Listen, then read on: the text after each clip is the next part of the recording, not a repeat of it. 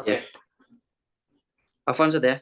Oke, tafadhol. Bismillahirrahmanirrahim. Assalamualaikum warahmatullahi wabarakatuh. Alhamdulillahirabbil alamin wa bihi nasta'in ala umuri dunya waddin. Wassalatu wassalamu ala asrofil anbiya'i wal mursalin sayyidina Muhammadin wa ala alihi wa sahbihi ajmain amma ba'd.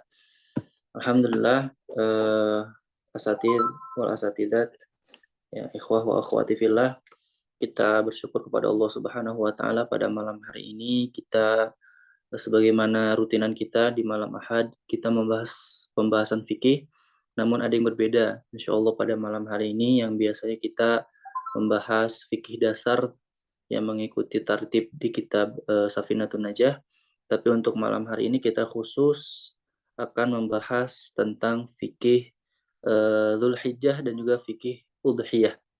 Ya, karena sebentar lagi ini ya kita akan masuk di bulan tersebut, bulan Dzulhijjah, dan masing-masing kita mungkin barangkali ada yang mau berkurban dan kita penting untuk mengetahui bagaimana syariat mengatur hal tersebut.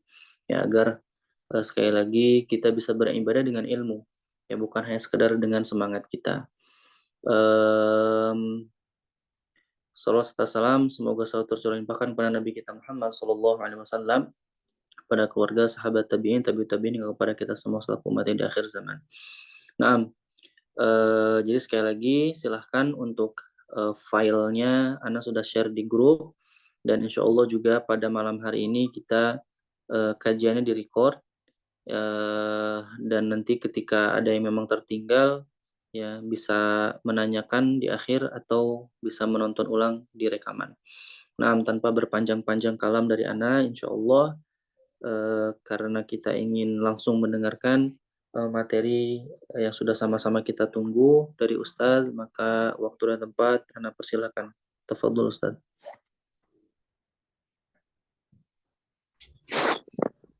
Assalamualaikum warahmatullahi wabarakatuh.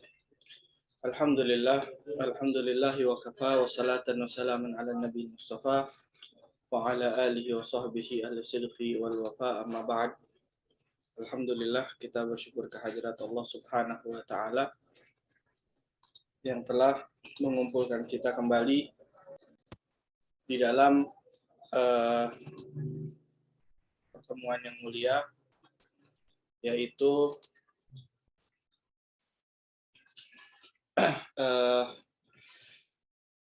mengkaji ilmu Allah Subhanahu wa taala, syariat Allah Subhanahu wa taala, apalagi berhubungan dengan hal-hal yang dimuliakan oleh Allah Subhanahu wa taala, yaitu merupakan adalah ilmu tentang hari-hari mulia, ilmu tentang waktu-waktu yang Allah muliakan, ilmu tentang hal-hal yang Allah Subhanahu wa taala ingin kita melakukan sesuatu di dalamnya. Jadi walaupun kita menuntut ilmu fikih, ilmu syariah, walaupun kita membaca Al-Qur'an setiap hari, walaupun kita sholat 5 waktu, alhamdulillah, ya, akan tetapi di sana ada waktu-waktu yang Allah khususkan untuk kita diarahkan ke amal-amal tertentu yang mana itu lebih mendekati keridhaan Allah Subhanahu wa taala, dan itu lebih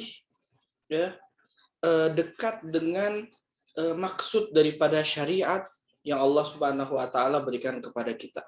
Jadi di dalam syariat Islamiyah, dalam syariat Islam ini Allah Subhanahu wa taala menjadikan beberapa waktu khusus untuk ibadah tertentu, beberapa waktu yang lain ibadah yang lain, waktu yang lain ibadah yang lain. Itu semua Allah Subhanahu wa taala jadikan musim demi musim, waktu demi waktu yang silih berganti, ya, agar kita tidak bosan dan agar kita sesuai. Allah Subhanahu wa taala mengetes dan melihat seberapa patuhkah kita mengikuti nada atau mengikuti corak perintah Allah Subhanahu wa taala yang berbeda-beda di setiap waktu-waktu tersebut.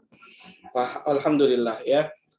Langsung saja kita akan membahas yaitu bulan yang akan datang, ya, bulan mulia. Kita sekarang sudah di bulan mulia juga, yaitu Ashhurul Hurum, kita bulan Dzulqa'dah, dan juga bulan yang akan kita sambut yang akan datang kemungkinan hari Senin atau Selasa, ya tergantung ru'yatul hilal nanti bagi yang mau memakai hilal atau dengan hisab sebagian, ya itu adalah ya bulan yang sangat mulia, ya bulan penutup bulan tahun Hijriyah dan bulan yang di dalamnya banyak sekali ya daripada kemuliaan Allah Subhanahu wa taala, ya pembukaan rahmat dari Allah Subhanahu wa taala dan lain-lain. Nah, maka apa yang ada di dalam bulan Dzulhijjah?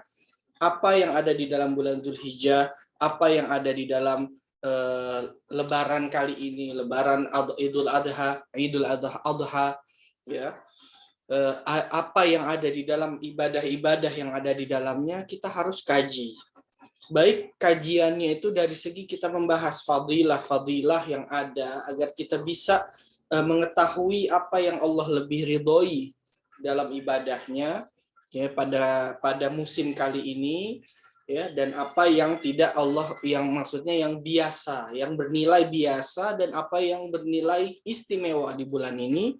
Dan kemudian ada yang berkaitan dengan hukum-hukum beribadah, kita mengetahuinya dan kita bisa memahaminya. Ini adalah suatu hal yang penting karena ini adalah tanda ubudiyah kita kepada Allah Subhanahu wa taala, penghambaan kita kepada Allah Subhanahu wa taala. Langsung aja.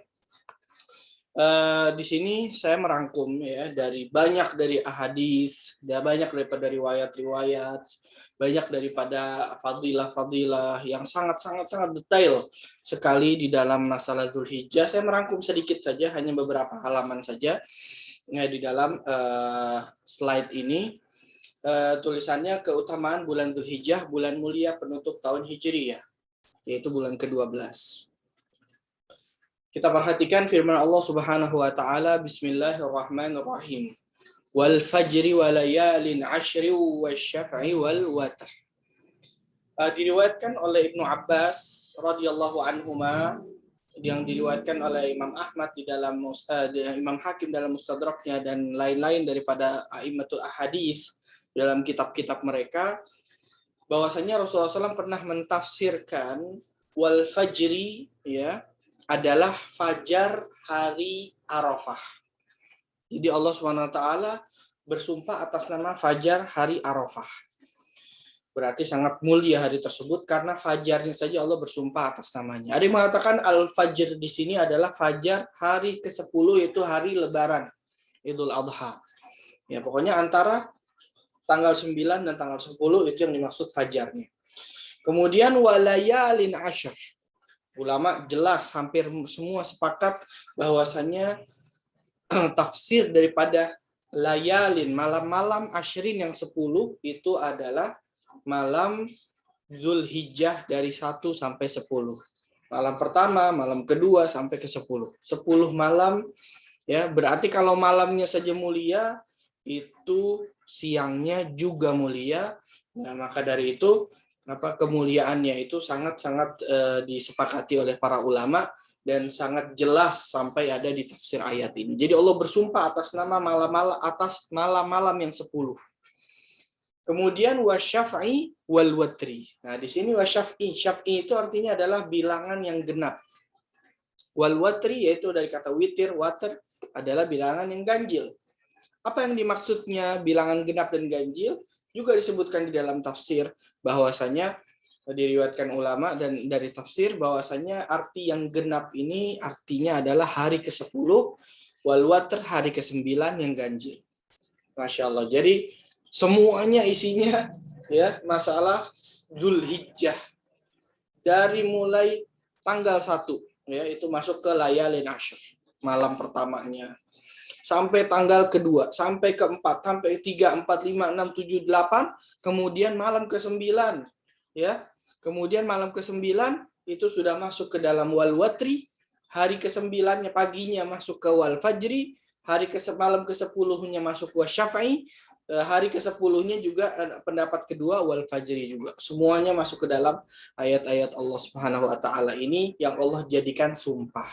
Ya, Allah tidak mungkin menjadikan suatu sumpah melainkan hal-hal yang sangat mulia di sisi Allah Subhanahu wa taala.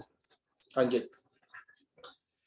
Keutamaan bulan Dzulhijjah, ya, 10 awal Dzulhijjah. Tadi kan walayalin asyr, ya kan 10.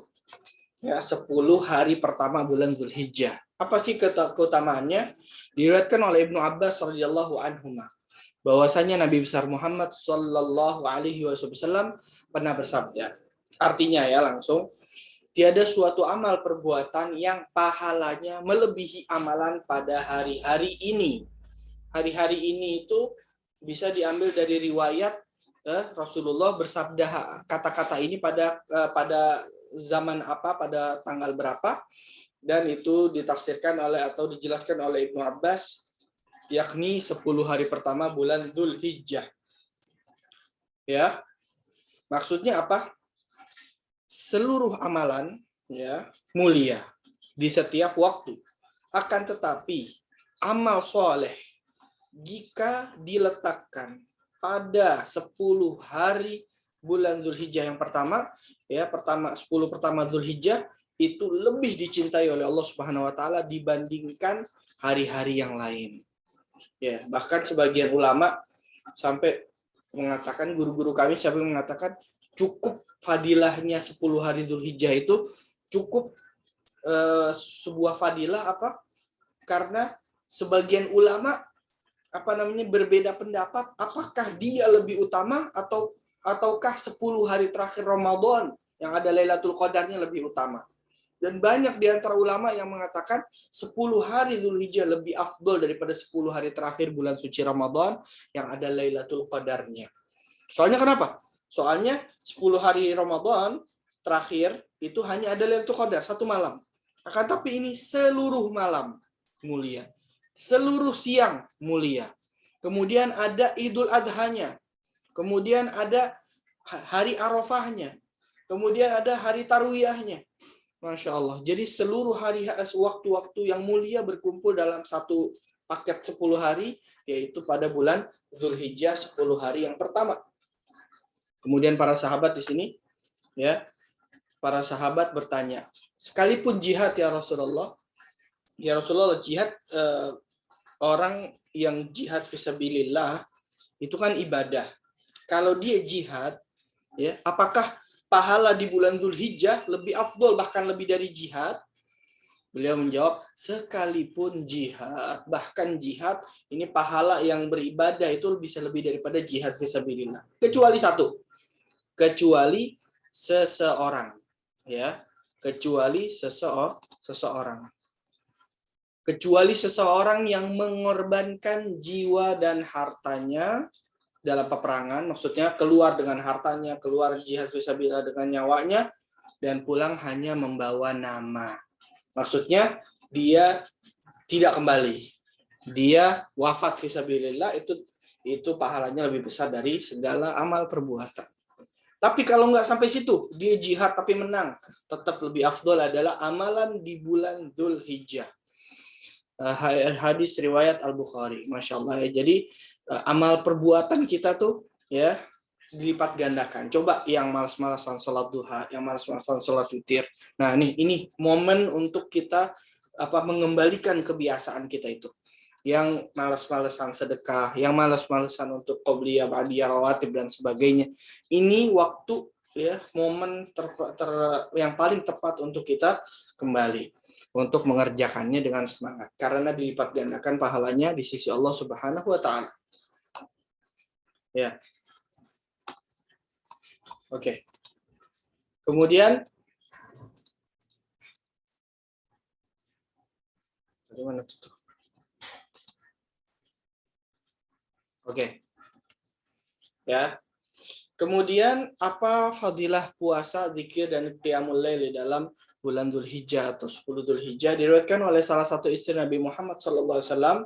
Beliau bersabda bahwasanya beliau Rasulullah SAW selalu berpuasa 9 hari Dzulhijjah dan hari Asyura. Maksudnya 9 hari Dzulhijjah tanggal 1 sampai tanggal 9 karena tanggal 10-nya itu adalah Lebaran haram berpuasa. Selalu beliau berpuasa 9 hari daripada Dzulhijjah. Kemudian di penghujung suatu hadis riwayat Ibnu Abbas yang panjang sebelumnya, ada akhirannya yang berbunyi Rasulullah bersabda, maka perbanyaklah pada hari-hari tersebut, yaitu hari 10, membaca tasbih, membaca tahlil, tahmid, dan takbir. Jadi ini adalah puasa dan zikir, itu adalah termasuk fadilah atau ibadah yang dianjurkan untuk diperbanyak pada hari-hari ini. Oke. Kemudian pada hari ke-9 yaitu hari Arafah, ya, kita tahu sendiri hari Arafah merupakan hari yang dimuliakan dalam Islam, hingga sebagian hadis mengatakan bahwasanya hari Arafah adalah hari yang termulia dalam satu tahun. Ya, jadi kalau dilihat hari yang paling mulia, hari Arafah. Malam yang paling mulia, malam Lailatul Qadar. Yes, dalam setahun. Hari di mana para jamaah haji berkumpul di suatu tempat meminta pengampunan Allah Subhanahu wa taala, Allah mana hamba-hambanya dan mengampuni mereka. Itu bukan khusus bagi ahlu Arafah, orang-orang yang berada di tanah suci Arafah. Akan tetapi bagi kita semua yang pada saat-saat wukuf Arafah di Mekah juga berdoa kepada Allah Subhanahu wa taala. Jadi maka dari itu beberapa ulama itu menganjurkan kita berkumpul dengan teman-teman kita, keluarga kita pada detik-detik, pada saat-saat yang zuhur di padang Arafah, agar kita juga meminta rahmat Allah Subhanahu wa taala. Ya, wahakadha. Nah, nanti kita akan bahas ya apa yang terjadi di hari Arafah, kita akan bahas setelah ini. Nah, diriwayatkan di antara amalannya itu adalah berpuasa. Apa pahalanya? Diriwayatkan oleh Abi Qatadah radhiyallahu anhu bahwasanya Rasulullah shallallahu alaihi wasallam bersabda, puasa di hari Arafah mengampuni 2 tahun. 2 tahun. Ya, 2 tahun dosa-dosa kita yang lalu dan yang akan datang. Subhanallah. Jadi 1 tahun kemarin dihapus dosanya oleh Allah Subhanahu wa taala. Dan tahun yang akan datang dihapus. Nah, gimana mau dihapus kan kita belum tahu. Ya, tahun depan itu dosanya apa ya? Bagaimana bisa dihapus? Ulama mengatakan artinya adalah dijaga oleh Allah dari dosa. Kalaupun ada dosa, langsung diilhamkan untuk bertaubat dan kita diampuni dosanya oleh Allah Subhanahu wa taala. Kayak seperti jaminan. Ya, jaminan untuk tahun kemarin dan tahun depan daripada dosa-dosa itu adalah berpuasa hari Arafah.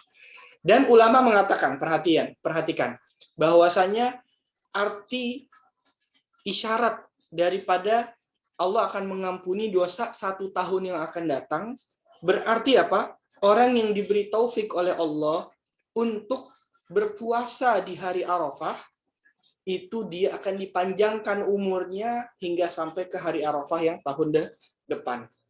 Kenapa? Karena Allah sudah menjamin pengampunan 1 tahun ke depan. Maka dari itu berarti Allah akan memanjangkan umurnya. Allah akan memanjangkan umurnya sampai 1 tahun ke depan. Ya, jadi bisa jadi isyarat ya. Kita kalau diberikan oleh Allah Subhanahu wa taala taufik untuk bisa puasa Arafah, Allah panjangkan umur kita sampai tahun depan. Ya, ini karena ada pengampunan di tahun depan tersebut yang mana Allah akan janjikan, dan itu tidak terwujud kecuali kalau umur kita dipanjangkan. Jadi ini di sini ada isyarat ya, isyarat yang latif, isyarat yang tersirat bahwasanya akan dipanjangkan umurnya. Dan puasa hari Asyura mengampuni dosa yang lalu.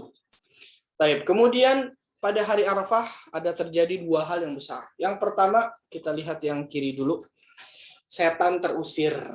Diriwayatkan oleh Talha bin Ubaidillah radhiyallahu anhu bahwasanya Rasulullah SAW bersabda, tidak pernah setan terlihat.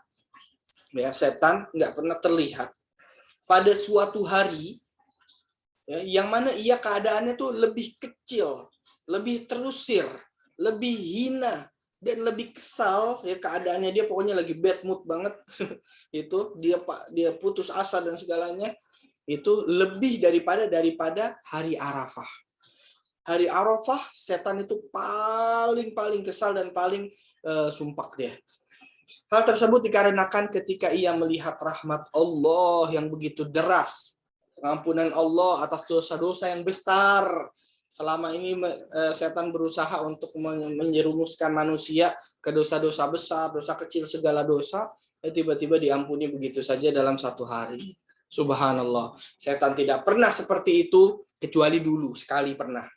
Yaitu ketika perang Badar 17 Ramadan 2 Hijriah, itu ketika ia melihat malaikat Jibril dengan para malaikat membantu umat Islam, itu dia shock ya, shocknya itu ya, itu setiap tahun, itu setiap hari Arafah.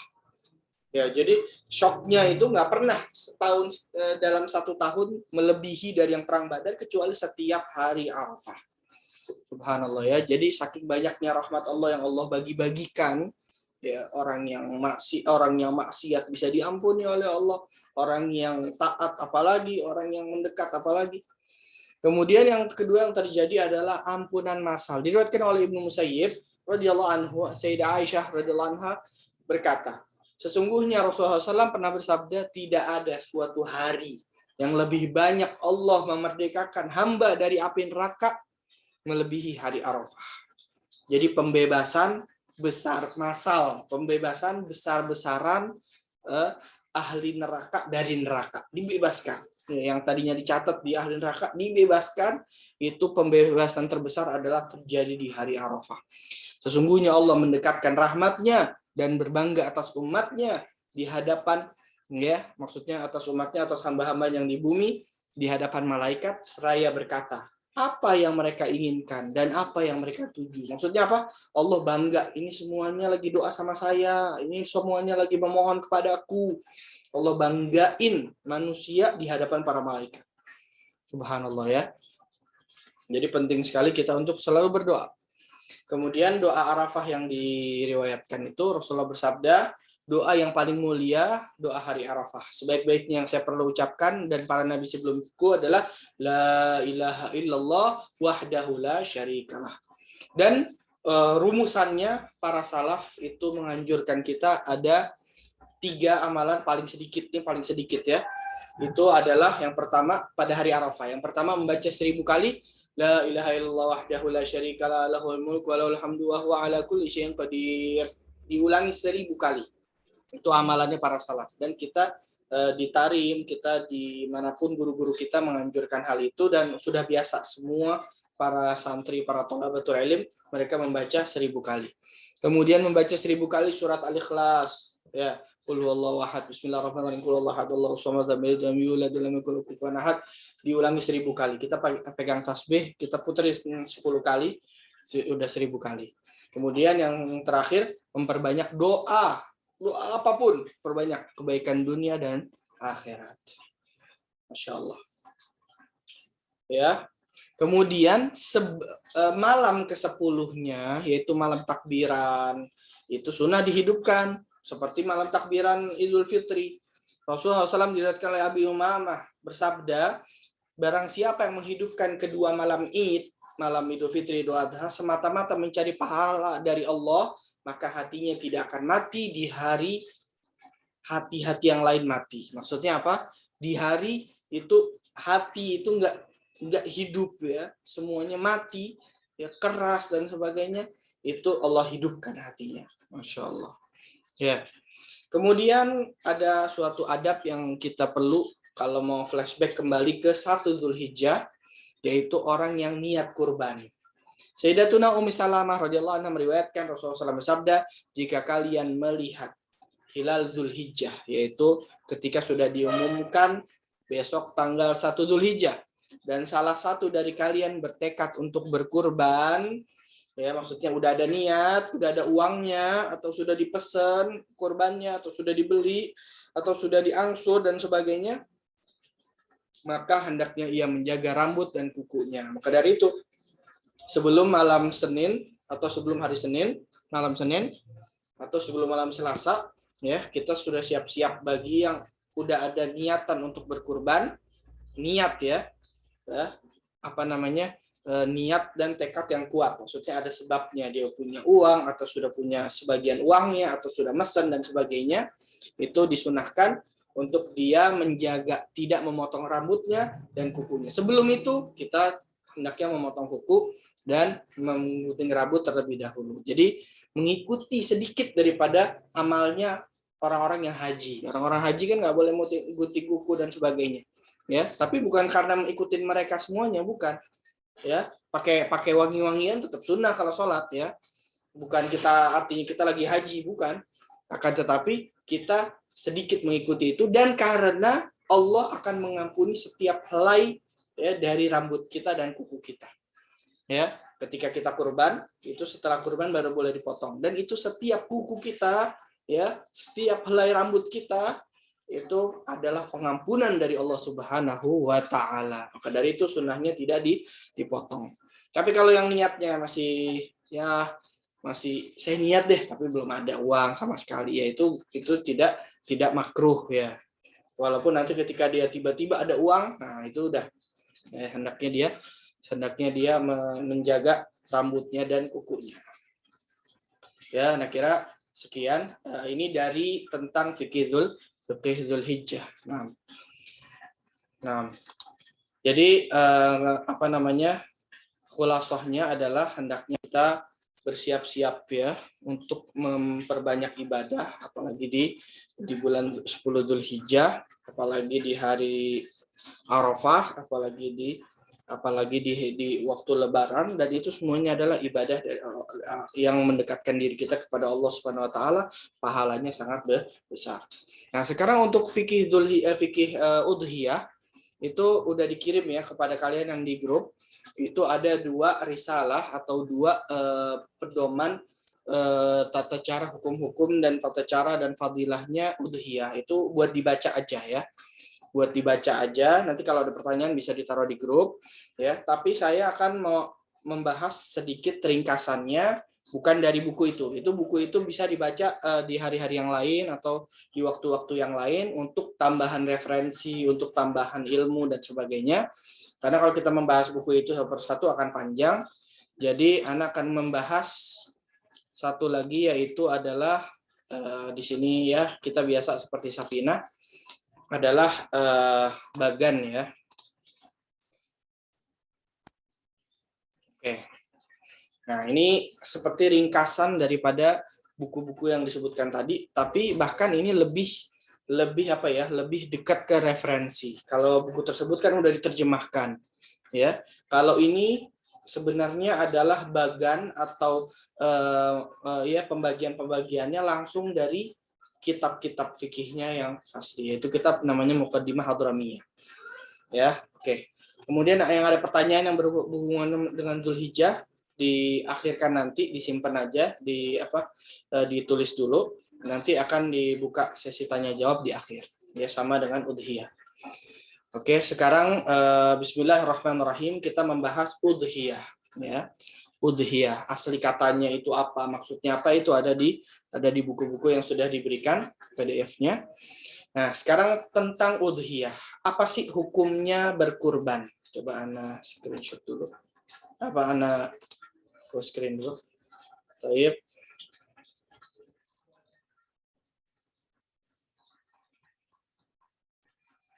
Apa sih hukumnya udhiyah? Hukumnya berkurban. Ya. Hukumnya berkurban adalah sunnah muakkadah. Ada sunnah biasa nih, ada sunnah yang sangat dianjurkan. Ulama mengatakan artinya muakkadah, sangat dianjurkan, itu artinya betul-betul ya, betul-betul dianjurkan sekali, dan Rasulullah nggak pernah meninggalkannya, dan kalau ditinggalkan itu tanpa udzur dia dapat makruh, hukumnya sampai makruh. Ya. Kalau sunnah biasa, kadang kalau ditinggalkan nggak sampai makruh, tapi kalau sunnah muakkadah bisa menjadi makruh kalau dia memenuhi syarat dan sesuai dan memiliki kemampuan dan syarat-syaratnya terpenuhi. Nah, itu bisa sampai mendapatkan hukum makruh. Nah, tapi nggak semua orang itu disunahkan untuk berkurban. Sunnahnya itu ada 4 kriteria. Yang pertama adalah hur. Hur itu artinya adalah merdeka, bukan hamba sahaya, bukan budak. Yang kedua adalah muslim, orang kafir zimmi, orang kafir non muslim. Ada non muslim yang ngasih kambing, ada non muslim yang kasih sapi. Terima nggak? Terima aja, tapi bukan kurban. Nggak ada yang namanya kurban. Ya, orang non muslim tidak dinamakan kurban. Pemberiannya hadiah, halal, boleh dimakan. Ya, tapi bukan kurban. Kemudian Roshid.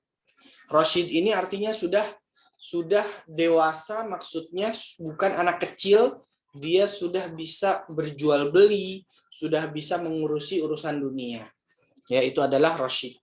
Jadi dia sudah dewasa dari kategori masalah peruangan, masalah ya dia bisa jual beli tanpa rugi, dia jadi penjual, dia bisa nggak ketipu, dia jadi pembeli bisa nawar. Pokoknya itu namanya Roshid. Kalau anak kecil banget itu tidak sunnah mengeluarkan udhiyah. Kemudian yang mampu. Sunnahnya bagi yang mampu. Maksudnya apa? Qadir ini mampu. Apa yang dimaksud mampu? Yaitu dia bi'an malaka zaidan amma yahtaju. Dia punya harta uang lebih dari keperluan dia pada kapan? Pada hari Lebaran dan malam setelah Lebaran dan 3 hari tasyrik. Nah, lebihnya ini bisa untuk dibuat beli kambing atau dibuat beli sapi dan sebagainya. Ya, pokoknya lebihnya itu bisa untuk berkurban. Kalau lebihnya belum sampai untuk berkurban, itu namanya bukan qadir, belum mampu, ya belum sunnah. Tapi kalau dia mau usahakan, dia mau nabung, dia mau pinjam, terserah, itu juga bisa dinamakan mampu ya. Kalau dia mau usahakan itu juga bagus dan bisa dinamakan mampu. Jadi sunnahnya itu untuk yang mampu. Mampunya itu dilihat dari kapan? Dilihat dari hari Lebaran, malam setelah Lebaran, tanggal 11, 12, dan 13 ayam tasyrik, dia punya makanan, dia punya semuanya, ya sandang pangan papan, dan ditambah harga daripada udhiyah atau korban tersebut. Nah, sekarang perorangan atau perkeluarga. Nah, kan sering kita dengar ya. Nah, ini hukumnya ya. Kalau misalnya keluarga kita itu ada berbilang, maksudnya kita punya istri, kita punya anak, ya, anak kita 1, 2, 3, 4, ya. Itu namanya bukan sunnah biasa, tapi namanya sunnatun kifayah. Sunnah kifayah artinya apa? Kalau salah satu dari saya atau istri saya atau anak saya mengeluarkan atau berkurban atas namanya, oke, berarti telah menggugurkan kemakruhan dari yang lain, dari sisa anggota keluarga. Kalau yang mampu satu mengeluarkan satu, sisa anggota keluarganya itu tidak dapat makruh dan hukum sunnahnya sudah gugur sebenarnya. Tapi kalau misalnya mampu 2, lebih bagus. Mampu 3 dari anggota keluarga, lebih bagus lagi. Mampu seluruh anggota keluarga, itu lebih bagus dan lebih afdol. Ya, lebih afdol dan lebih bagus. Jadi bukan artinya kalau satu udah ngeluarin, yang lain nggak boleh. Bukan gitu. Enggak. Malah lebih bagus kalau yang lain ikut menambah. Nah, sekarang ada wacana, Anda dengar dari beberapa orang yang nanya, kata dia mendengar dari ceramah seorang ustadz atau dari ya biasa media sosial, bahwasanya apa? Kalau misalnya satu orang si ayah udah ngeluarin, seluruh keluarga dapat pahala. Nah, ini benar atau tidak? Nah, di sini disebutkan sebenarnya. Artinya sunnah kifayah itu, ya, artinya itu keguguran yang satu sudah mengeluarkan, sisa anggota keluarganya itu tidak dituntut lagi dan tidak ada kemakruhan. Itu yang tadi Anda bilang. Bukan artinya seluruhnya dapat pahala. Ya, bukan seperti itu. Bukan seluruhnya dapat pahala, enggak. Ya, tetap pahala itu bagi yang membeli dan yang mengeluarkan atas namanya. Kalau mereka patungan, kan ada yang patungan, ya Pak. Kalau patungan, insya Allah dapat pahala patungan. Tapi pahala udhiyah tetap nama yang diniatkan, ya itu pahalanya untuk dia, pahala udhiyah. Tapi pahala ngasih makannya, pahala patungan untuk belinya, itu dapat insya Allah semuanya. Itu kalau patungan. Tapi kalau misalnya keluarga semuanya dapat pahala, enggak. Yang dapat pahala hanya yang mengeluarkan saja. Ini sebagaimana disebutkan di dalam kitab Muqaddimah Hadramiyah, walakinna tsawab innama liman dhuha. Pahala hanya untuk yang berkurban saja. Yang lainnya nggak dapat pahala, akan tapi kalau ada bantuan, ada support, itu semuanya nggak akan sia-sia di sisi Allah Subhanahu wa Ta'ala. Oke, sekarang ada hal penting. Wala tajibu illa bin nazar. Nggak wajib hukumnya berkurban, ya, itu kecuali dengan nazar. Kalau orang nazar saya mau berkurban, itu dia baru wajib berkurban. Tapi nazar itu sebenarnya ada dua macam. Ada nazar hakiki, yaitu nazar beneran, nazar hakikat. Itu kalau dia bilang, illah alayya an udhahi bihadhi.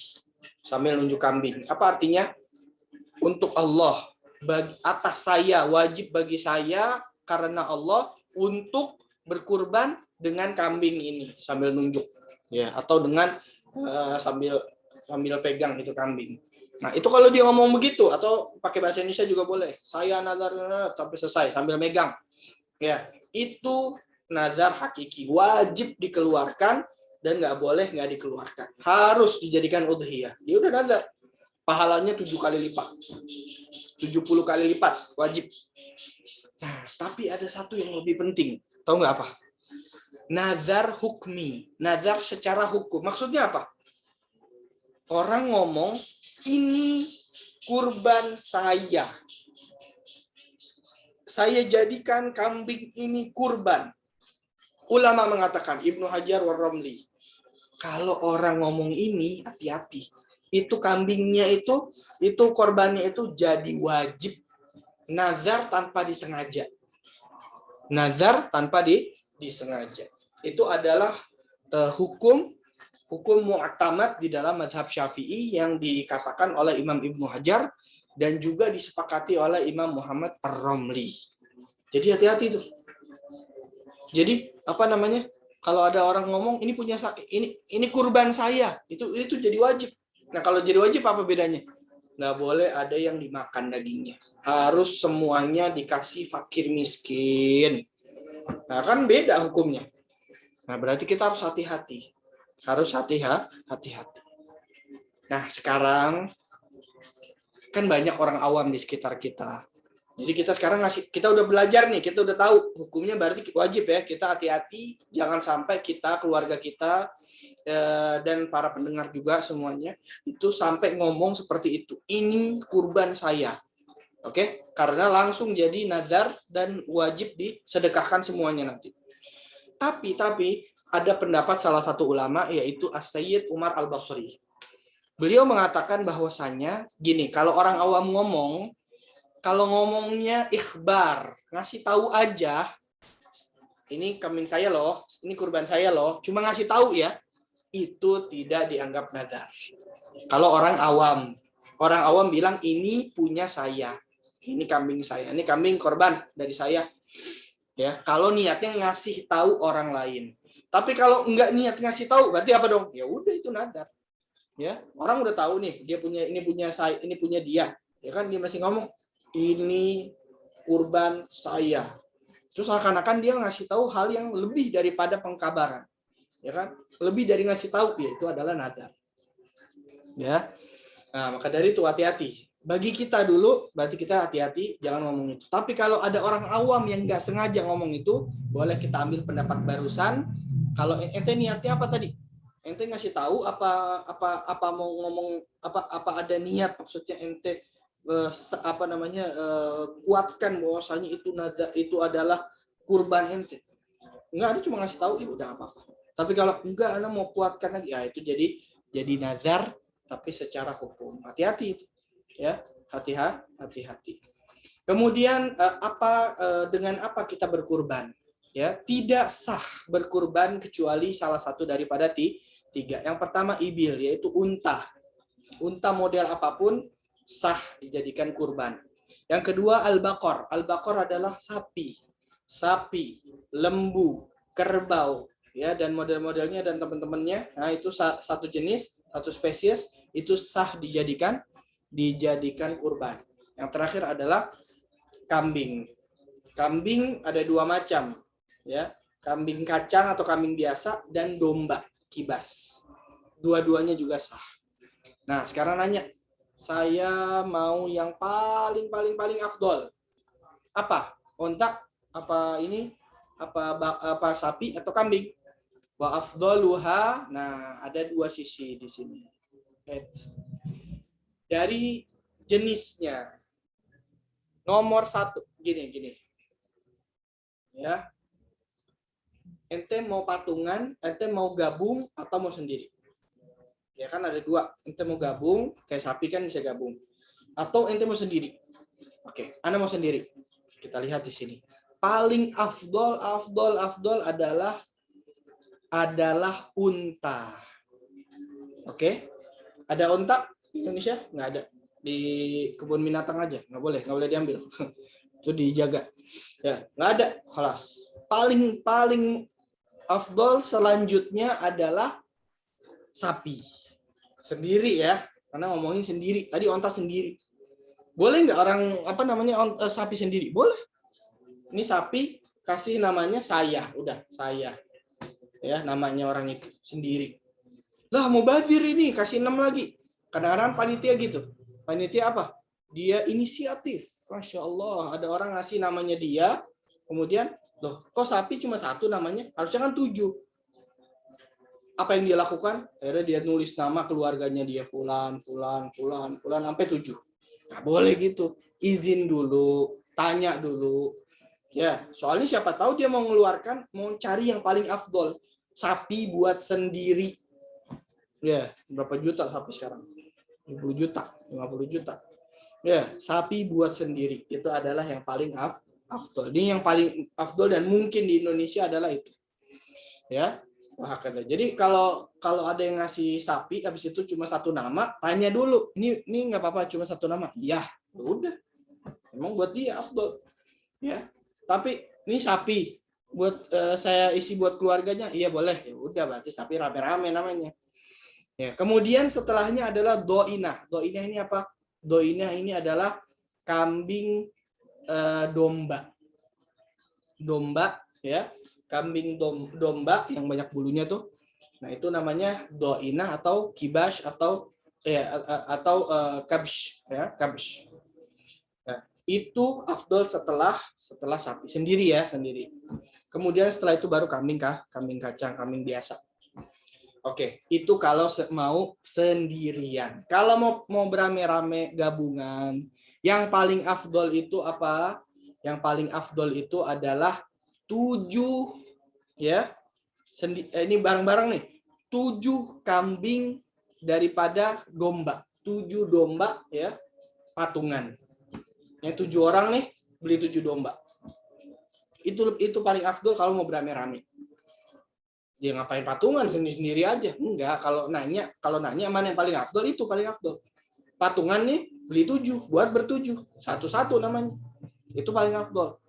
Habis itu setelahnya baru ya patungan 7 kambing kacang. Patungan 7 kambing kacang, satu orang satu nama. Itu lebih itu afdol yang kedua. Kemudian baru setelahnya patungan unta bertujuh atau patungan sapi bertujuh, itu adalah yang paling akhir. Yang paling akhir. Oke. Nah, sekarang ada yang nanya, lebih bagus patungan atau lebih bagus sendiri? Ya. Ulama mengatakan lebih bagus kambing sendiri. Jadi ini nih, yang ini sebenarnya di atasnya ya. Di atasnya patungan. Ya. Ente sembelih satu kambing sendiri, korban sendiri satu kambing, lebih afdol daripada patungan.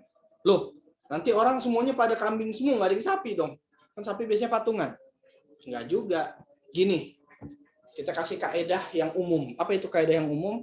Kita perhatikan kebutuhan masyarakat, kebutuhan fakir miskin. Fakir miskin nih lebih suka sama daging sapi. Lebih enak dimasaknya ini. Nah, itu bisa jadi lebih afdol, tapi bukan dari kitab, tapi dari keadaan kita. Ya, soalnya kita membahagiakan, tambah pahala plus membahagiakan orang-orang fakir miskin. Ya, jadi kalau kita ada niat begitu bisa jadi lebih mulia.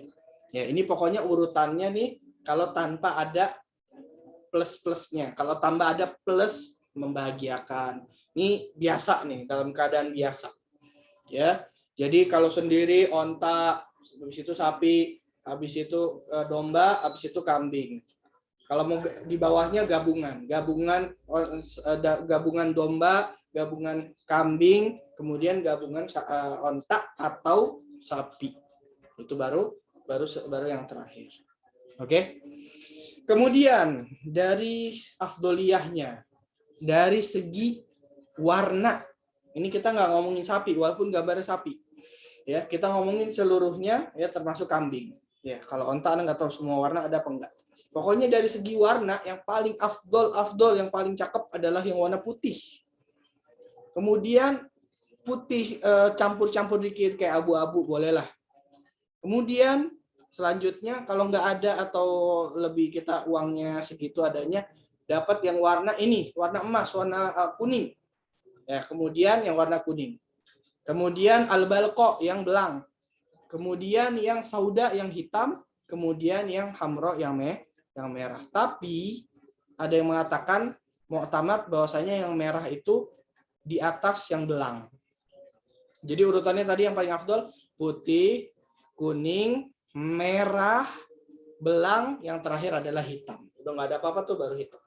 Ya, baru yang berwarna hitam. Begitu juga kambing. Kalau ada kambing yang paling putih, ada putih sedikit, ada belang-belangnya, ada kurang-kurangnya. Itu yang kedua. Selanjutnya kuning, selanjutnya merah, selanjutnya belang, selanjutnya baru hitam. Karena kira jelas. Nah, sekarang syaratnya daripada hewan yang akan dikurbankan. Yang pertama, umurnya itu harus sudah sesuai dalam syariat. Kalau unta itu harus 5 tahun jalan 6. Maksudnya udah sempurna 5 tahun. Tahun pertama udah, kedua udah, sampai ke tahun kelima udah selesai, masuk ke tahun ke-6 itu sudah sah untuk disembelih atau dikurbankan. Kalau daripada sapi dan kambing bias dan domba. Enggak. Kambing. Ya. Ya, kambing biasa. Ya.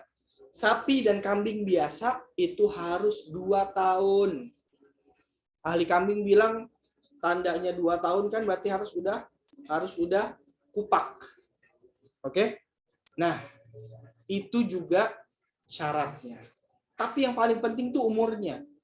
Jadi jangan ada yang bilang ini udah kupak nih, giginya udah bolong nih, udah ompong. Oke? Tapi belum 1 tahun, belum 2 tahun itu nggak boleh. Ya, itu penting ya. Banyak orang ini udah kupak nih, berarti boleh? Nggak boleh. 2 tahun, harus udah 2 tahun ya dengan tandanya sudah kupak. Ya, itu kalau kambing. Tapi kalau misalnya domba, nah itu lebih mudah.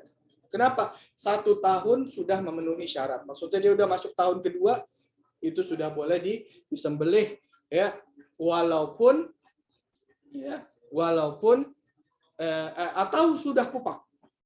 Nah, ini lebih ringan lagi. Atau sudah kupak. Ya, sudah ompong, sudah rontok giginya, belum 1 tahun sudah sah. Jadi kalau paling gampang, kita nggak bisa milih kambing, nggak paham udah berapa tahun, yang jualan juga nggak tahu nih umurnya berapa. Lah gimana? Mau yang aman, beli domba, lihat giginya. Udah rontok pasti sah. Ya. Kalau nggak mau ngelihat gigi, ya udah, ini udah setahun belum dombanya? Udah, ya udah boleh. Kalau kambing biasa udah 2 tahun belum? Udah, baru boleh. Ya, seperti itu. Nah, kemudian yang kedua itu syaratnya umurnya segitu. Oke. Anak ulangi, unta 5 tahun, jalan 6, sapi dan kambing biasa 2 tahun, jalan 3, dan domba 1 tahun, jalan 2. Yang kedua adalah harus salimah minal uyub. Harus sehat, nggak ada cacatnya. Cacat yang dalam kurung itu adalah mengurangi daging. Kan kita kan mau makan daging. Masa cacatnya yang ngurangin daging? Oke. Ada cacat yang udah jelas kelihatan, ada cacat yang akan datang. Kita mulai dari yang sekarang, yang kelihatan. Ya, pertama tidak lepas, nggak copot atau nggak buntung apanya. Pertama telinganya, walaupun sedikit. Kalau telinganya kepotong, nggak sah. Atau lidahnya, atau susunya, ya, susunya, atau telurnya, ya, telurnya, aliyataiha. Tapi kalau dikebiri nggak apa-apa, soalnya dikebiri emang tujuannya untuk digemukkan. Oke. Dan juga nggak berkurang banyak atau sedikit daripada daging pahanya, ya, yang kelihatan. Kalau yang nggak kelihatan nggak apa-apa. Ya, pokoknya ada bagian badannya nggak ada yang dagingnya kurang, kelihatan dari luar itu dagingnya sedikit hilang. Ya, kalau ada sedikit hilang itu nggak sah. Ya. Tapi yang kelihatan, kalau yang nggak kelihatan ya kita gimana taunya, ya kan? Dan juga nggak boleh sampai ompong, ya, sampai kerontok giginya semuanya. Itu juga nggak sah. Kalau emang dia dari bayi yang udah ompong, nggak ada giginya dari awal, itu nggak apa-apa. Tapi kalau dia tadinya banyak giginya, udah saking tuanya sampai rontok semuanya, itu nggak sah. Nah, kemudian ada aib-aib cacat yang buat ke depannya. Contohnya apa di sini? Nggak boleh jarba. Jarba itu artinya adalah yang bisul, yang ada bisul-bisulnya. Kemudian syadidatul araj, yang sangat pincang. Sangat pincang. Kenapa nggak boleh? Apa hubungannya sama daging? Soalnya biasanya dia kalah balapan sama teman-temannya buat ngambil makanan. Berarti dia dapat sisa-sisa, berarti gizinya kurang gitu, sampai diperhatikan itunya. Kemudian ajfa. Ajfa itu artinya yang kurus banget. Ya, yang sampai sumsumnya itu udah nggak ada. Atau ya, sumsumnya udah nggak ada atau kecil banget, kurus. Dan nggak boleh majnunah. Loh, emang ada kambing gila. Emang kambing berakal gitu dulu tanyanya. Emang kambing berakal sampai dibilang nggak boleh yang gila? Nggak. Maksudnya itu bukan gila karena akal, tapi dia ya gitu dah. Tanda-tandanya apa? Tanda-tandanya dia nggak banyak makan. Kasih makan dikit-dikit nggak mau. Atau ini teman-temannya jalan ke sono, dia jalan ke sono. Pokoknya tanda-tanda kayak orang gila. Ya. Makannya dikit, ini pokoknya itu gilanya kambing tuh begitu modelnya. Ya, soalnya nggak ada akalnya memang dari awal. Kemudian nggak boleh yang buta, nggak boleh yang aurok picak ya, mata satunya nggak ada. Walaupun bola matanya ada, tapi buta nggak boleh. Walaupun bola matanya ada, tapi picak ya satu nggak boleh. Ya, kemudian nggak boleh yang lagi sakit, ya kecuali kalau dia sembuh. Ya, sebelum disembelih, yang mana sakitnya itu mengurangi dagingnya. Oke, mengurangi dagingnya. Nah, sekarang banyak kejadian apa? Waktu mau disembelih, dijatuhin, nah itu dia langsung pincang. Nah, itu bisa hati-hati, bisa nggak sah tuh. Ya, sampai pincang begitu, sampai patah kakinya, dia nyeret-nyeret tuh kaki. Padahal mau disembelih. Nah, itu hati-hati. Makanya para panitia tuh harus benar-benar hati-hati sekali, adab-adabnya tuh dilakuin, dikerjain, nanti adab-adabnya ada sebagian. Ya, ada sunah-sunahnya. Ya, harus kasih minum dulu, harus pelan-pelan, harus nggak boleh kita ngasah pisau di depan matanya, nggak boleh nyembelih di depan teman-temannya. Ya, itu sunahnya seperti itu. Nah, itu bahaya ini kalau sampai dia pincang atau patah kakinya sebelum disembelih, bisa nggak sah tuh korbannya. Suruh gantiin dah. Panitianya tuh yang matahin kakinya. Nah, yang ketiga adalah diantara syaratnya niat udhiyah ketika disembelih atau sebelum disembelih. Baik yang nyembelih orang lain atau dia sendiri, pokoknya dia udah niat. Jadi nggak harus yang nyembelih itu niat, enggak. Yang niat itu ada di sampingnya, ya. ngasih tahu ini fulan lillahi taala, Allahu akbar, bismillah. Ini udah potong. Ya gitu ya. Nah, kemudian kapan waktunya menyembelih? Kapan waktunya menyembelih? Waktunya menyembelih adalah waktu kurban. Masuk waktu kurban, boleh mulai korbannya. Korban kan ada banyak nih, ada orang megang ratusan nih. Ada satu masjid megang puluhan. Waduh. Pengen cepet-cepet nih, 3 hari kurang waktunya nih.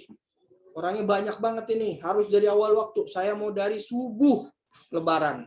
Nggak mau sholat Id. Aduh. Sah nggak tuh? Kita lihat. Mulai waktunya kapan? Mulai waktunya setelah terbit matahari pada hari Lebaran dan udah ya mudi sudah lewat sekedar waktu 2 rakaat dan 2 khutbah yang singkat.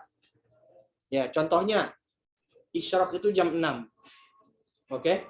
Kemudian ditambah 15 menit itu untuk waktu duhanya. Oke. Waktu sholat Idnya. Nah, setelah itu ditambahin waktu sekiranya buat 2 rakaat dan 2 khutbah pendek. Khutbah yang wajib aja. Kayak di Bogor, khutbahnya wajib-wajibnya aja. Kira-kira berapa? 10 menit? 15 menit? 10 menit deh. 10 menit, 2 rakaat dan 2 khutbah. Oke, berarti apa? Berarti jam 6 lewat 30 atau jam 6 lewat 25 ya, 25 berarti 30 tambahin buat hati-hati, itu udah boleh dia menyembelih. Kalau isyraqnya syuruknya jam 6. Ya. Oke, jadi ditambahkan berapa menit? 15 dan 10. Jadi tambahkan 25, mungkin dibuletin 30 menit setelah isyraq. Hati-hati makanya. Ya. Kalau yang nyembelih kita pulang dari sholat Id udah diplastikin sama dia. Waduh, hati-hati. Kapan nyembelihnya? Lihat. Udah jam 6.3 lewat 6.30 apa sebelumnya? Enggak, saya dari awal habis subuh langsung. Kita sholat subuh, adzan langsung sholat, langsung nyembelih. Soalnya waktunya nih mepet. Waduh. Ya, atau nggak dapet yang tukang sembelihnya kalau selain waktu itu. Saya udah udah penuh nih jobnya nih sampai tanggal 13. Waduh. Kapan yang kosong ya? Udah waktu sholat Id. Baik ya, gitu.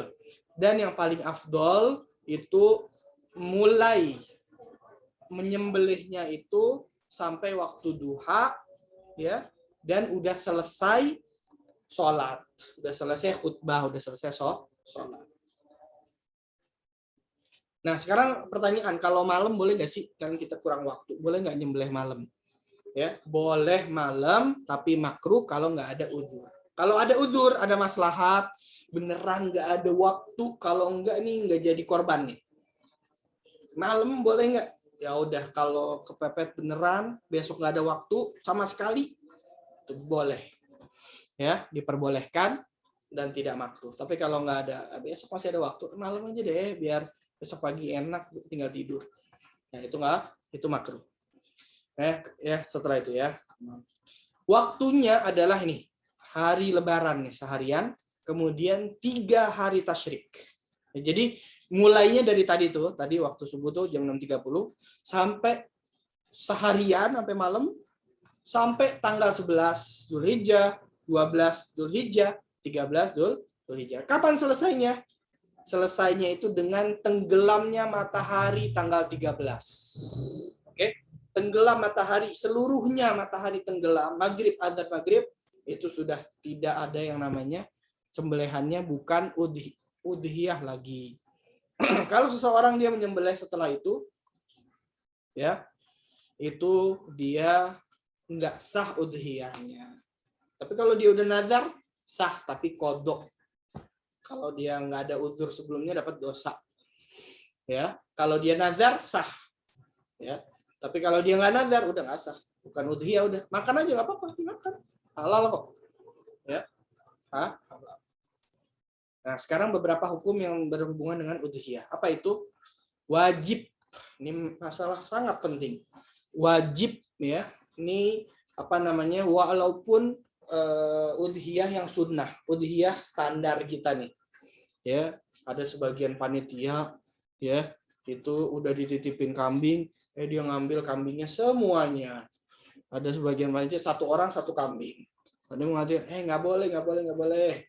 Wajib menyedekahkan sebagian dagingnya dalam keadaan mentah. Oke, ada dua masalah di sini. Ada dua kasus. Yang pertama, syaratnya sedekah tadi harus berbentuk daging. Nggak boleh kulit, nggak boleh selain kulit, selain daging, nggak boleh selain daging. Ya, nggak boleh, selain daging nggak boleh. Harus mentah, seger. Nggak boleh udah dimasak, dikasih orang fakir miskin, baik dikirimkan ataupun dianya datang. Dan nggak boleh juga ditaruh freezer dulu, baru kasih.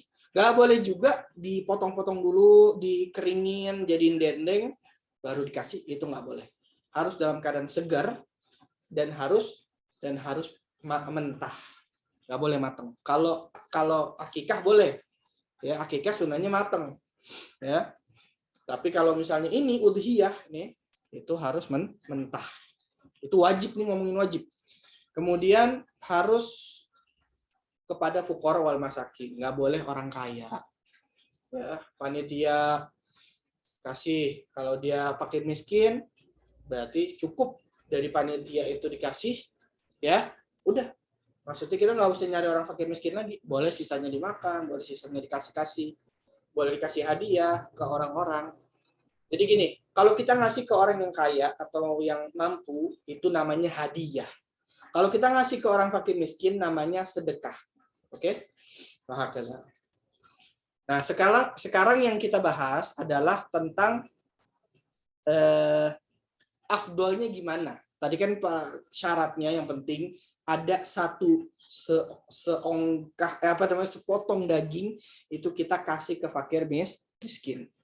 Dia dapat, satu orang tuh dapat, sisanya boleh kita makan, boleh kita sedekahin juga, boleh kita makan, boleh kita apain aja boleh, masukin kulkas boleh.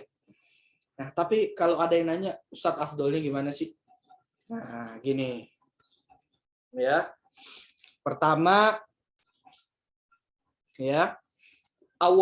pertama kali disembelih itu satu suap, makan satu suap dari daging sembelih punya kita, terus kurbannya kita. Dan lebih afdol yang kita makan itu adalah satu suap itu adalah hatinya kambing, hatinya kurban. Ya. Itu yang paling afdol, dan sisanya disedekain semuanya karena yang afdol. Saya nggak bisa. Ada nggak di bawahnya yang pahalanya besar juga? Oke, nggak bisa begitu. Makan sepertiga, maksudnya ambil sepertiga buat keluarga, ya. Sisanya sedekahin, 2/3 sedekahin fakir miskin. Oke, mampu ya udah kerjain. Saya nggak mampu, ada lagi nggak? Ada, yaitu sepertiga buat kepemilikan, buat keluarga, buat saya. Kemudian sedekah sepertiganya lagi kasih hadiah, maksudnya buat orang-orang kaya atau panitia yang mampu dan sebagainya. Jadi ada hadiah, ada sedekah, ada buat sendiri. Itu sepertiga, itu yang paling afdol yang terakhir tapi. Ya. Yang paling afdol yang terakhir. Nah, itu dia. Ya, ini hukum yang pertama. Hukum yang kedua, nggak boleh menjual sedikit pun daripada daging korban. Oke? Nggak boleh jual. Kecuali ya, kalau udah kasih ke fakir miskin. Udah punya dia. Udah dia mau jual, terserah. Oke? Nggak boleh jualan. Nah, buat ongkos ini tukang sembelih panitia dari mana dong? Ya dari uang jualan sapi, dari uang jualan kambing sebelumnya, untungnya itu kan uang tuh, itu kasihin. Kalau nggak mau, ya udah kasih panitia yang fakir, oke? Kita bilangin, jual deh. Kalau kamu mau bagi kita semua bagus. Ya udah, kalau dia beneran mau ya buat semuanya dapat uang, dapat upah, dia jual yang punya dia, kan dia kan fakir, kan udah megang, dia boleh jual, itu solusinya ya. Uangnya itu bagi-bagi, tapi nggak wajib dia bagi-bagi ya, punya dia soalnya, ya itu cuma mubah aja. Ini salah satu solusi gimana nggak boleh kita menjual daging secara langsung, daging korban secara langsung. Nah, nggak boleh juga ngasih apa tukang jagalnya itu nggak boleh kita kasih ongkosnya, nggak boleh ongkosnya apa namanya upahnya dari dagingnya walaupun kulit, ya. Tapi seperti Anda bilang tadi, kulitnya kumpulin, ya kasih orang miskin karena orang fakir, nanti dia jual, mau dibagi-bagi temennya boleh. Oke, kemudian masalah yang keempat atau tiga nih, harusnya 2, 3 dong. Harus bersedekah, kalau misalnya tadi Anda bilang kurbannya itu nazar, kan jadi wajib. Itu wajib disedekahin seluruhnya, semuanya kasih fakir miskin. Oke? Semuanya kasih fakir miskin. Nggak boleh hadiah, nggak boleh diambil, nggak boleh apapun selain sedekah. Nomor 5 yang terakhir di sini makruh, ya. Tadi Anda bilang kan di adab Dzulhijjah itu makruh menghilangkan sebagian daripada rambut dan kukunya dan sebagainya pada 10 Dzulhijjah sampai dia menyembelih. Oke. Sekarang sunnah-sunnahnya apa? Nomor 1, sunnah-sunnahnya adalah mempertajam pisau dan menyembelih dengan kuat, jangan sampai dia tersiksa. Oke. Tajemin, jangan di depannya dia, jangan di depan matanya si kambing, tajemin di belakang. Oke. Kemudian menyembelihnya dengan kuat. Nomor 2, menghadap kiblat. Kitanya menghadap kiblat. Dan kambingnya juga menghadap kiblat. Kitanya nggak menghadap kiblat ya, kambingnya pokoknya menghadap kiblat. Yang ketiga, takbir sebelum baca bismillah dan setelah baca bismillah. Jadi bilang Allahu akbar, Allahu akbar, Allahu akbar, walillahil hamd. Allahumma shalli ala sayyidina Muhammad. Habis itu Allahumma hadzi minka wa ilaika fataqabbal minni. Kemudian Allahu akbar. Bismillah dulu dong. Ya. Allahu akbar, Allahu akbar. Allahumma shalli ala sayyidina Muhammad. Bismillahirrahmanirrahim. Ya. Kemudian Allahumma hadhihi minka wa ilaika fataqabbal minni. Ya Allah, ini darimu hakikatnya dan kepadamu ya pahalanya atau apa sesembahannya. Fataqabbal minni. Kemudian Allahu akbar, Allahu akbar, Allahu akbar, walillahil hamd. Jadi takbir, sholawat, bismillah, baca Allahumma hadhihi minka wa ilaika. Ya, dari siapa? An fulan, dari siapa atas namanya? Dari atas nama Bapak fulan fulan fulan bin fulan, Ibu fulan fulan bin fulan. Gitu ya. Itu seperti yang bilang tadi, bisa orang di samping yang penyembelih, bisa yang penyembelihnya langsung. Kemudian yang nomor 4 adalah baca bismillah, sholawat 3 kali. Sholawatnya 3 kali. Sholawatnya 3 kali. Diulangin ya. Nomor 5, kalau misalnya ontak harusnya dinahar. Nahar itu adalah ada ditusuk dulu baru disembelih. Ada caranya. Yang nomor 6 ya. Kambing dan sapi itu sunnahnya dibaringkan. Kalau onta tadi berdiri, dalam keadaan berdiri. Ya. Kecuali ya, karena ini kambing ya, kambing sama sapi dibaringkan sunnahnya. Kemudian semua itunya diikat, semua kakinya kecuali kaki kanan. Kaki kanan. Kaki itu berarti yang bawah ya, yang kanan. Buat apa? Biar dia bisa biar agak tenang, paham nggak maksudnya? Nahan sakitnya tuh dia bisa agak berkurang karena dia melampiaskannya dengan gerakan. Ya jangan semua diikat, kayak nyiksa banget gitu ya. Itu tuh pakai rahmah walaupun nyembelih. An la yazid ala qatil hulqum wal mari wal wadijain. Nah, yang disembelih itu ya ahli-ahli potong pada tahu. Yang wajib disembelih itu ada 2. Namanya hulqum, yaitu saluran makan, dan mari. Saluran pernafasan, wal mari itu saluran makan. Ini makan minum dan pernafasan itu wajib. Mari itu ada 2. Satu-satu. Jadi ada pernafasan dan ada makanan. Ya. Itu dua-duanya wajib dipotong. Yang sunnah dipotong wadijain. Wadijain itu yang di sampingnya ada 2. Itu sunnah dipotong. Kalau dapat dua-duanya bagus.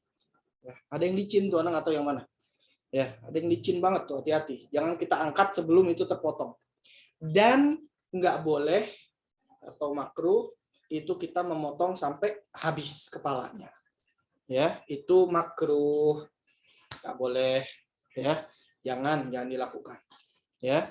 Kemudian di antara adabnya juga seperti yang bilang nggak menajamkan pisau di depan kambing dan tidak menyembelih kambing di depan temannya.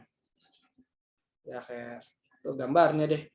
Allahu Akbar, Allahu Akbar. Ini kalau onta tuh begini nih caranya. Ontanya berdiri. Dia ada yang ditusuk di tengah-tengahnya. Kemudian ke kanan, ke kiri, baru sembelih. Nah ini dia nih. Jadi ada namanya hulkum ya. Pokoknya harus kesembelih ini semuanya nih. Ya, ada namanya hulkum yang buat makan, ada yang buat nafas yang biru buat makan, kemudian sisanya yang kecil-kecil ini adalah wadijen atau urat-urat yang lainnya itu sunnah.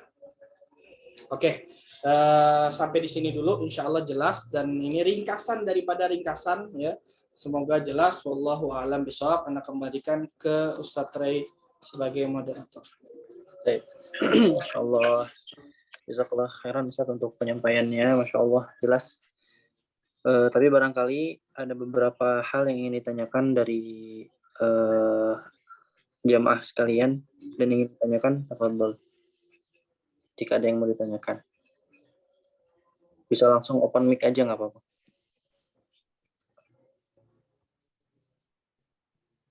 Kalau nggak ada, oh ya boleh. Satri Budi, boleh.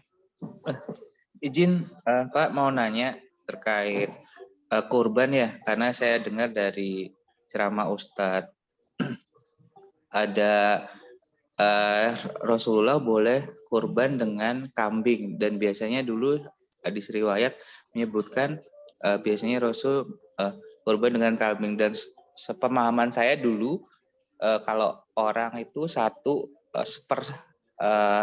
salur untuk sapi ya, jadi misalkan satu keluarga tuh sapi misalkan ada 7 ya 7, tapi dengan adanya yang disampaikan Ustadz tersebut, saya lupa dengan Ustadz siapa waktu itu, dia nyampaikan Rasulullah bisa dengan kambing dan juga sesuai kemampuan. Apakah benar seperti itu atau bagaimana? Mungkin mohon pencerahannya. Maksudnya apa ini? Rasulullah maksudnya menjelaskan atau Rasulullah mengamalkan sendiri atau bagaimana? Kalau saya baca itunya dia mengamalkan dengan kambing dan ada beberapa cerita hadis riwayat dia biasa juga kurban dengan kambing. Nah, mohon pencerahannya mungkin Ustadz. Oke, ini berarti masuknya ke dalam apa yang pernah Rasulullah SAW lakukan. Berarti bukan hukum ya, maksudnya bukan hukum. Berarti yang Rasul lakukan berarti itu aja yang bisa, yang boleh gitu. Memang di dalam riwayat ya itu nggak ada Rasulullah memotong sapi, tapi ada riwayat Rasulullah memotong kambing, ada riwayat Rasulullah memotong unta dan sebagainya. Nah, ulama ya mengambil dari dalil apa yang dilakukan Rasulullah SAW dan dari dalil apa yang disabdakan Rasulullah SAW, yaitu al-an'am. Al-an'am itu masuk ke 3 jenis hewan tersebut. Jadi hukumnya itu nggak diambil dari perbuatan Rasulullah SAW aja, akan tetapi dari umum hadis-hadis yang lain dan dari ayat-ayat Allah Subhanahu wa taala.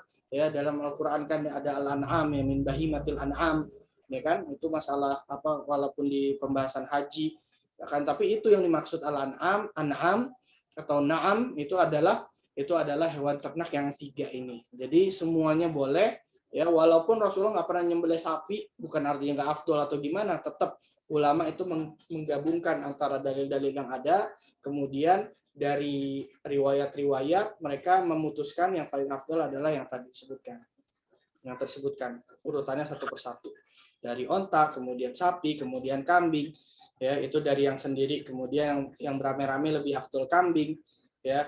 Kemudian sapi, kemudian terakhir yang rame-rame pertama tadi apa unta ya, yang pertama domba, yang kemudian kambing ya kalau rame-rame, kemudian baru sapi dan unta. Nah itu juga gabungan daripada hadis-hadis dan dalil yang lain. Nah gitu ya. Jadi kita untuk mempraktekkan dalam hukum kita melihat hasil upaya para ulama dalam merumuskan hukum. Ya, walaupun ada hadis seperti itu, mereka udah lihat itu hadis dan mereka udah mengukur dan mereka sudah merumuskan. Jadinya bagaimana? Ini yang kita pelajari adalah hukum yang mereka keluarkan tersebut. Saya kira jelas. Paling Baik. berat Ustaz. Nah, Eh, ada lagi? mungkin maksudnya itu sebenarnya Ustaz, yang Ana pahami dari pertanyaan tadi kan kalau misalkan kayak sapi kan untuk 7 orang ya. Iya. Misalkan ada yang Ana juga sempat nerima pertanyaan ini Ustaz. Jadi gimana kalau misalkan satu kambing tapi diniatkan untuk satu keluarga gitu. Oh, yang gitu maksudnya. Iya. Itu ya ulama nggak ada yang bilang seperti itu. Satu kambing tetap namanya untuk satu orang. Dan Anda nggak pernah tahu ada hadis yang mengatakan Rasulullah atas nama keluarganya, bahkan Rasulullah mengatakan kepada Sayyidah Fatimah, "Gumi ya Fatimah fashhadi udhiyataki." Ya, sesungguhnya wahai Fatimah, coba kamu bangun, perhatikan daripada kurbanmu. Berarti memang atas namanya Sayyidah Fatimah sendiri. Ya, karena setiap tetesan darah itu akan menjadi pengampunan dosamu.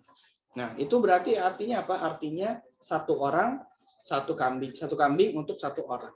Dan nggak pernah Anda dengar riwayat hadis manapun yang menyatakan kambing untuk lebih dari satu orang. Ya, wah, nggak ada kambing lebih dari satu orang, nggak ada. Tapi seperti yang Anda bilang tadi, kalau patungan, insya Allah pahala patungannya ada, pahala ngasih makan orangnya ada.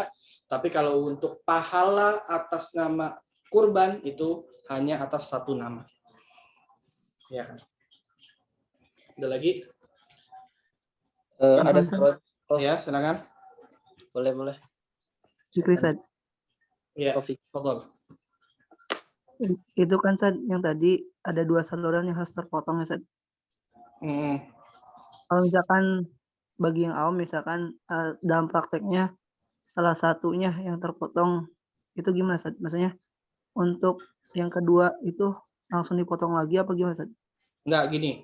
Kalau untuk yang pertama kali motong, pertama harusnya dalam pengawasan yang biasa. Itu yang pertama. Yang kedua, gini, kita jangan angkat pisaunya sebelum keduanya terpotong. Oke? Jadi memang kemahiran memotong itu tuh bukan asal motong aja, karena kemahirannya itu dia bisa sekali sekali tebas atau sekali pegang itu, sekali tekan itu, baik di atas dan di bawah itu terkena dua-duanya, terpotong dua-duanya. Itulah yang yang wajib sebenarnya. Nah, jadi kalau misalnya belum sempat terpotong yang kedua, itu jangan kita angkat dulu. Kalau kita angkat itu jadi bangkai. Ya, itu hewannya jadi bangkai, nggak dapat udhiyah, nggak boleh dimakan bahkan. Ya, kalau salah potong, yang potongnya itu yang satu aja, yang hulkum aja, yang mari enggak, atau yang mari aja, yang hulkum enggak. Nah, itu berarti kan salah penyembelihannya enggak secara islami, berarti jadi bangkai. Kalau kita angkat, kalau enggak mendingan kita pisaunya jangan diangkat dulu sampai terpotong dua-duanya secara yakin. Nah, itu dia gunanya, fungsinya ahlinya ya. Dia bisa seperti itu. Ada lagi yang mau bertanya? Minta maaf mungkin Ana agak buru-buru malam ini. Mungkin satu pertanyaan lagi. Sisanya Fadol boleh nanya nanti di grup ya. Mungkin ya sementara ini boleh Ana dimasukkan di grup Ustaz Ray untuk menjawab pertanyaan yang selanjutnya ini. Ya, nanti kalau misalnya ada ada yang mau nanya, mungkin bisa dibuka grupnya sebentar untuk pertanyaan, mungkin satu hari ini ya. Mungkin setelah itu bisa ditutup lagi. Ya kan. Atau sekarang ada yang pertanyaan satu lagi terakhir. Kalau nggak ada mungkin dari Ana singkatnya Ustaz. Ini agak samar antara kurban yang sunnah dengan yang nazar. Dari ijabnya berarti Ustaz ya? Iya, jadi kalau misalnya nazar itu berarti dia udah pernah bilang saya mewajibkan diri saya nazar karena Allah. Udah, itu kalau ngomong gitu ya, sambil nunjuk kambingnya, megang kambingnya, atau sambil bilang untuk kurban, nah itu dapat dia wajib berkurban pada tahun itu, berarti kan pada tahun tersebut. Tapi kalau nggak dibeli aja, itu dapatnya sunnah. Dan dia kalau misalnya dibilang ini adalah kurban saya, kalau nggak seperti Anda bilang tadi, kalau orang itu bukan mau ngasih tahu ya, berarti dia menekankan sekali, seakan-akan ini punya saya, berarti apa? Berarti di atas yang wajar ya kan. Nah, itu berarti bisa disimpulkan itu adalah nazar dan jadi wajib. Ya. Jadi kalau misalkan yang sunnah pokoknya ya udah anak kurban aja gitu. Ya, kalau yang sunnah ya udah kurban aja. Emang kita harus bilang, saya mau beli kambing, maksudnya tolong sembelihin dan saya mau niat, saya wakilkan niatnya, kan udah selesai. Ya harus bilang ini kurban saya, ini saya jadikan kurban. Ya, kecuali kalau ngasih tahu anak kira nggak apa-apa. Ya kan. Insyaallah. Baik, alhamdulillah wal asatidat semua, alhamdulillah. Demikian kajian terkait dengan fikih Dzulhijjah dan juga fikih udhiyah. Sebagaimana tadi disampaikan, insyaallah Ustaz Adam nanti akan Anda masukkan ke grup, dan bagi yang mau bertanya terkait dengan fikih kurban itu tafadholu ya, silahkan tanyakan terkait dengan hal-hal yang memang membuat penasaran ya, supaya jelas. Baik, karena Ustadz sedang ada kegiatan lain, kita cukupkan untuk kegiatan kita pada malam hari ini. Insya Allah ada rekamannya Ustadz ya. Nanti Afwan Ana minta dikirim dan akan Ana upload di YouTube, bisa diulang lagi untuk yang tadi tertinggal. Seperti itu. Sama-sama kita tutup dengan pembacaan hamdalah dan doa kifaratul. Alhamdulillahirabbil alamin. Subhanallah wa bihamdihi, asyhadu an la ilaha illa anta, astaghfiruka wa atubu ilaik.